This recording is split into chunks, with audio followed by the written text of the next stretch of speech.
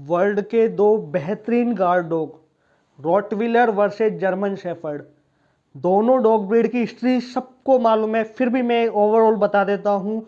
दोनों ही dog breed Germany से है। जर्मन शेफर्ड शेफर्ड कैटेगरी का डॉग है, रॉटविलर एक प्रॉपर गार्ड डॉग है। दोनों ही डॉग के बारे में मैंने डिटेल में वीडियो बना रखी है, इनकी हिस्ट्री और इनके ओरिजिन। आपको वो वीडियो भी मेरे चैनल पर मिल जाएंगी, जाके आप चेक कीजिए। आज हम इन दोनों डॉग ब्रीड का कंपैरिजन करने आए हैं कि आपके लिए दोनों डॉग ब्रीड में से कौन सी बेस्ट है। तो अगर आप एक फर्स्ट टाइम डॉग ओनर हो, आपको एक्सपीरियंस नहीं है किसी भी डॉग को रखने का, तो उस केसेज में आपके लिए एक ही डॉग बेस्ट है, वो है जर्मन शेफर्ड। वो मैं क्यों बोल रहा हूँ, उसका रीजन ये है कि जर्मन शेफर्ड इंटेलिजेंट है, इंटेलिजेंट रॉटविलर भी है, लेकिन जर्मन शेफर्ड क्या है कि बच्चों के साथ बहुत ही अंडरस्टैंड तरीके से रहता है, बहुत ही कंफर्टेबली रहेगा, केयरिंग तरीके से रहेगा। और घर के अंदर कोई बुजुर्ग हैं उनके साथ भी बहुत ही अच्छे से रहता है, ज़्यादा एग्रेशन शो नहीं करता। जर्मन शेफर्ड एक ऐसी डॉग ब्रीड है जिसे आप फ्लैट में भी रख सकते हो।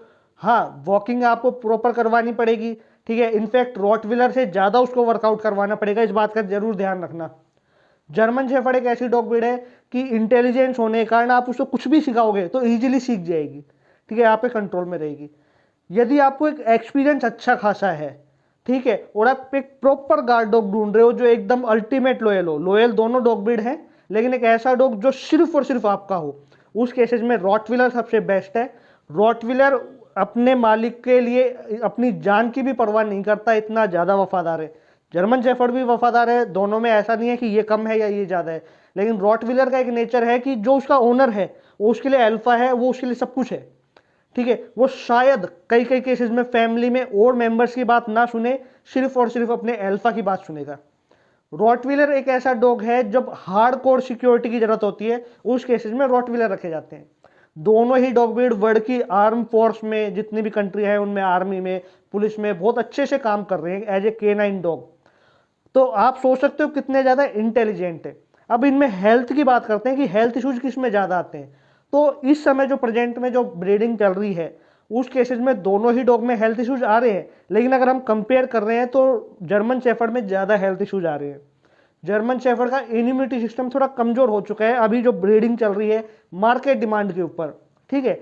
तो जर्मन शेफर्ड के अंदर हेल्थ इश्यूज काफ़ी आ जाते हैं, उनके हेयर के अंदर आ जाएंगे, यानी वो खाना बंद कर देते हैं, उनको बार बार मल्टीविटामिन, कैल्शियम, लीवर टॉनिक देना पड़ता है। रॉटविलर में एक मेजर प्रॉब्लम ये आती है कि ओवरवेट होने के कारण उन पे हिप डिप्लेशिया जैसी प्रॉब्लम आ जाती है। तो रॉटविलर को आप प्रॉपर वर्कआउट करवाइए। दोनों डॉग में से आप जो भी डॉग ले रहे हो, सबसे पहले आप ये देखो आप कौन सी लाइन का ले रहे हो, कौन सी ब्लड लाइन का ले रहे हो, उसके पेरेंट्स कैसे हैं। अगर आप एक अच्छी ब्लड लाइन का बच्चा लोगे, एक अच्छा डॉग लोगे, एक अच्छा पपी लोगे, तो काफ़ी हेल्दी रहेगा। इन फ्यूचर वो बीमारियों को लेके आपको ज़्यादा परेशान नहीं करेगा, आपको बार बार वेट के चक्कर नहीं लगाने पड़ेंगे। अब बात करते हैं कि दोनों डॉग ब्रीड में वर्कआउट की नीड सबसे ज़्यादा किसको है। तो वर्कआउट की नीड जो है वो जर्मन शेफर्ड को रॉटविलर से ज़्यादा है, ठीक है। जर्मन शेफर्ड एक शेफर्ड कैटेगरी का डॉग है और ये डॉग हमेशा भागना, दौड़ना, खेलना पसंद करते हैं। रॉटविलर भी एक्टिव है, लेकिन जर्मन शेफर्ड ज़्यादा एक्टिव है, तो जर्मन शेफर्ड की वर्किंग ज़्यादा होनी चाहिए, उसको वर्कआउट ज़्यादा चाहिए होता है। अब फ्लैट में यदि आप डॉग रख रहे हो, दोनों डॉग रख सकते हो, इनको डेली की डेली 2 से 3 घंटे वॉक करवाना है, फिजिकल एक्टिविटीज करवानी पड़ेगी, सोशलाइजेशन का बहुत जरूर ध्यान रखना। अब बात करते हैं इन दोनों डॉग ब्रीड में से हमें हार्डकोर गार्डिंग करवानी है या पर्सनल प्रोटेक्शन के लिए रखना है, तो रॉटविलर पे जाइए। रॉटविलर बहुत ही बेहतरीन डॉग है। जर्मन शेफर्ड पे भी जा सकते हैं, लेकिन जर्मन शेफर्ड कई कई केसेस में थोड़ा जेंटल बिहेव दिखाने लग जाता है, ठीक है। रॉटविलर अपने अल्फा की ही बात मानेगा, उसके अलावा किसी की बात नहीं मानेगा। इन दोनों डॉग ब्रीड को रखने से पहले इस बात का जरूर ध्यान रखना, दोनों एक गार्ड डॉग हैं, ठीक है। आप इसको नॉर्मली लेब्राडोर या गोल्डन रिट्रीवर पक की तरह नहीं रख सकते। इनको रखने का जो तरीका होता है वो एक अलग होता है, तो आप पूरी इंफॉर्मेशन लेके अच्छे से फिर इन डॉग्स को रखिए।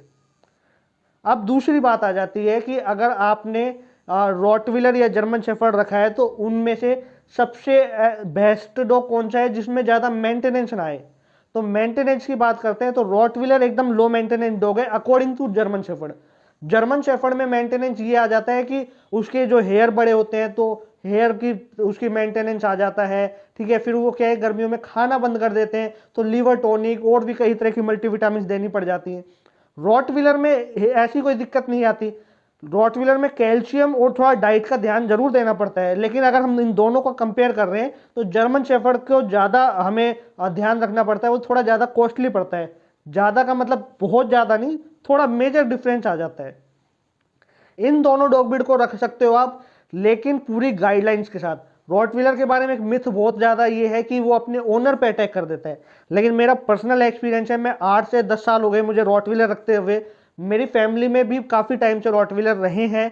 तो रॉटविलर ऐसा नहीं है कि वो ओनर पे अटैक कर देता है। इनफैक्ट रॉटविलर अपने ओनर के लिए इतना ज़्यादा लॉयल है कि वो 1% भी नहीं चाहेगा कि उसके ओनर को कोई भी तकलीफ पहुंचाए, कोई भी नुकसान पहुंचाए। आप दोनों डॉग ब्रीड रखिए। यदि फर्स्ट टाइम डॉग ओनर है तो जर्मन शेफर्ड पे शिफ्ट होइए। यदि आपको अच्छा खासा एक्सपीरियंस है डॉग रखने का, आप ट्रेंड कर सकते हो, तो आप रॉटविलर रख सकते हो। तो ये हमारी एक थोड़ा कंपैरिजन था कि कौन सी डॉग ब्रीड आपके लिए बेस्ट है। और कोई इन्फॉर्मेशन चाहिए हो तो इस चैनल पे बने रहिए।